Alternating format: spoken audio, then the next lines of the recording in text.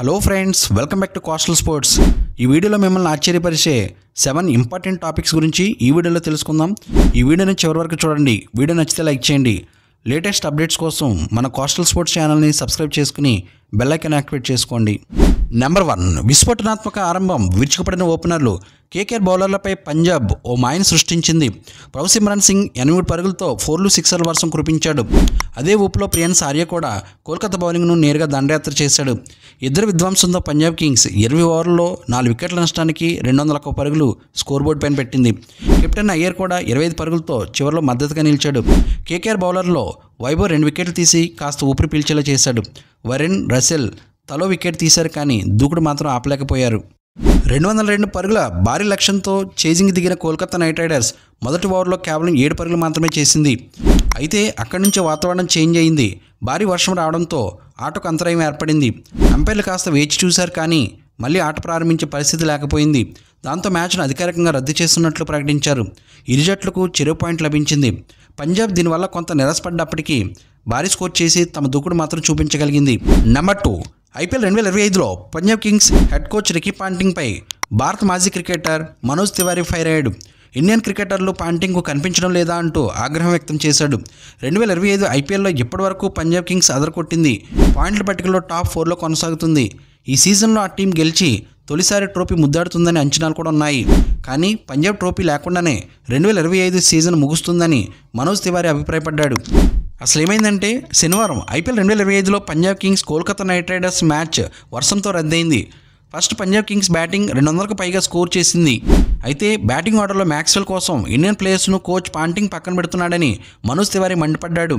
ప్రవసిమ్రన్ సింగ్ 8 పరుగులు చేసి అవుట్ అయ్యాక నెహల్ వదేరాను 4వ స్థానంలో పంపాలని తివారీ కోరుకున్నాడు. కానీ పాంటింగ్ మ్యాక్స్వెల్ని ఆడించాడు.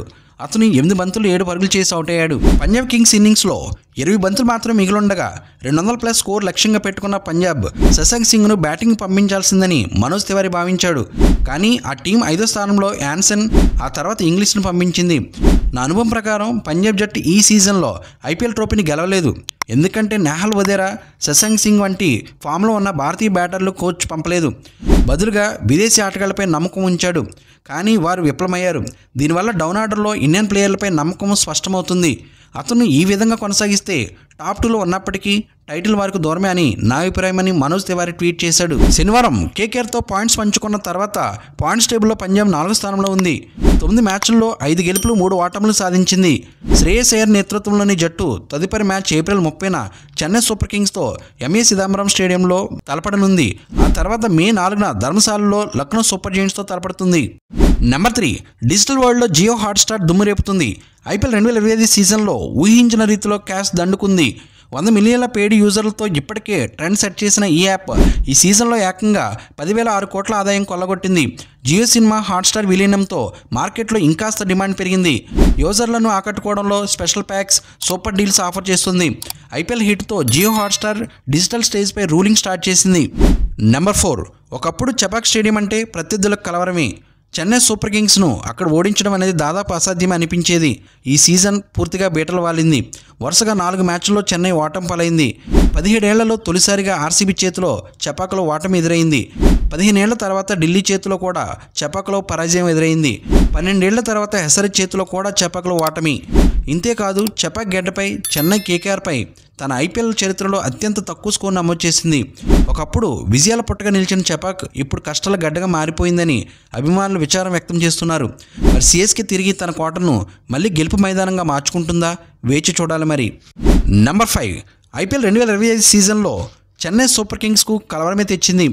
జట్టు అంచనాలను అందుకోకపోవడంతో ఇప్పుడు ఆత్మపరిశీలన మొదలైంది. చెన్నై కోచ్ స్టీఫెన్ ఫ్లెమింగ్ స్పందిస్తూ ఈ వైఫల్యానికి మొదటి బాధ్యుడిని నేనే అని ఓపెన్గా అంగీకరించాడు.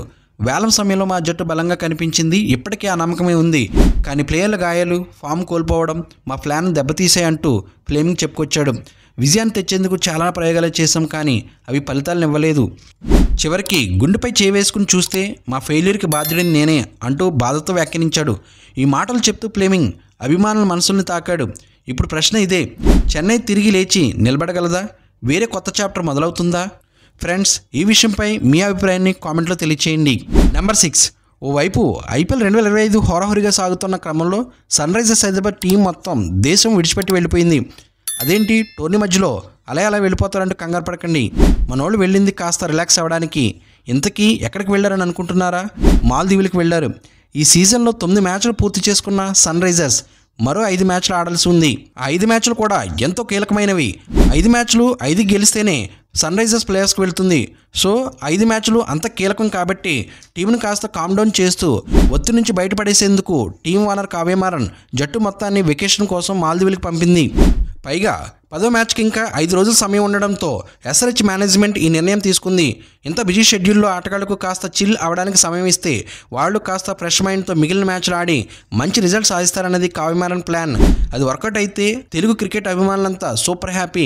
ఎందుకంటే గత ఏడాది అగ్రెసివ్ ఇంటెంట్తో అదరగొట్టిన సన్ రైజర్స్ ఏకంగా ఫైనల్కు దూసుకెళ్లింది. కానీ ఫైనల్లో కేకేఆర్ చేతిలో ఓటంపాలు కావడంతో కొద్దిలో ట్రోఫీ చేజార్చుకుంది. కానీ ఈ సీజన్ అలా కావద్దని భారీగా ధర చెల్లించి కొంతమంది ఆటగాళ్లను రిటైన్ చేసుకుంది.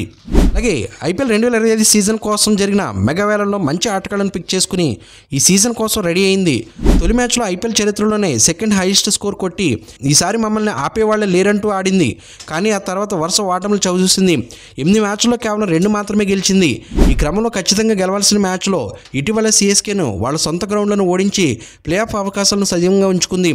సో ప్రస్తుతం ఎస్ఆర్హెచ్ చాలా క్రూషియల్ స్టేజ్కి చేరుకోవడంతో వాళ్ళను కాస్త రిలాక్స్ చేసేందుకు ఎస్ఆర్హెచ్ మేనేజ్మెంట్ ఈ మంచి నిర్ణయం తీసుకుంది.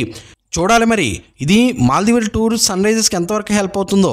నెంబర్ 7 సన్ రైజర్స్ హైదరాబాద్ అభిమానులకు కొత్త ఆశలు. ఐపీఎల్ 2025 సీజన్లో ఎస్ఆర్హెచ్ ప్లేయర్ నితీష్ కుమార్ రెడ్డి ఆశాభావం వ్యక్తం చేశాడు. గతేడాది రాయల్ ఛాలెంజర్స్ బెంగళూరు వరుసగా 7 మ్యాచ్లు గెలిచి ప్లే ఆఫ్స్ చేరింది. ఈసారి మేము అదే జోరులో ముందుకెళ్తాం, 100% శ్రమిస్తాం, తర్వాత ఏం జరుగుతుందో చూద్దామని నితీష్ ధీమా వ్యక్తం చేశాడు. ప్రస్తుతం పాయింట్స్ టేబుల్లో ఎస్ఆర్హెచ్ 8వ స్థానంలో ఉంది.